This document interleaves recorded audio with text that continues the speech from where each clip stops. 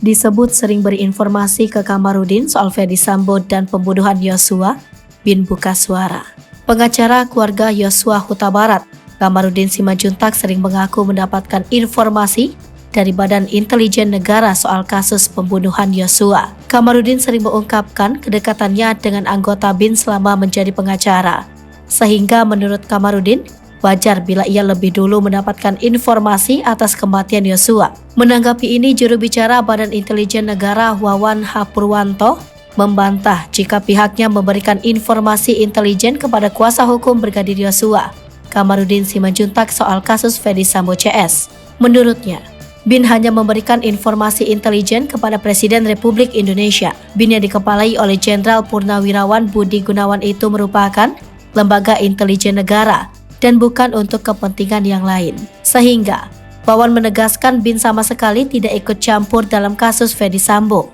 Namun Wawan belum mengetahui apakah BIN akan mengambil upaya hukum atas keterangan tidak benar yang disampaikan Kamarudin Simanjuntak saat jadi saksi di persidangan. Kuasa hukum keluarga Brigadir Nofriansyah Yosua Huta Barat alias Brigadir J membeberkan metode investigasinya dalam mengungkap perkara pembunuhan Brigadir J.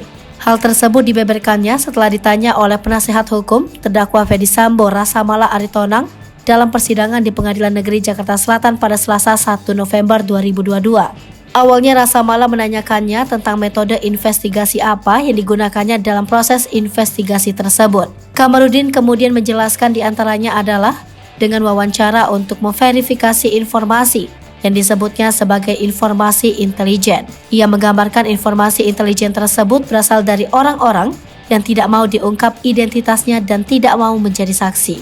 Dia menjelaskan informasi tersebut ada yang disertai foto dan ada yang tidak. Informasi yang didapatkannya tersebut, kata dia, diantaranya adalah terkait penggunaan senjata jenis Glock 17 yang diduga digunakan untuk menghabisi nyawa Brigadir J.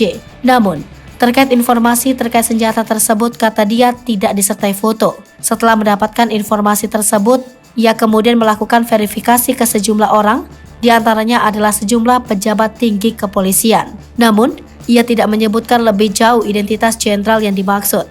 Verifikasi tersebut, kata dia, dilakukan baik dengan telepon, pesan WhatsApp, atau bertemu langsung. Bahkan, kata dia, informasi tersebut juga ia verifikasi ke Jenderal Bintang 3 dan jenderal-jenderal lain di bawahnya.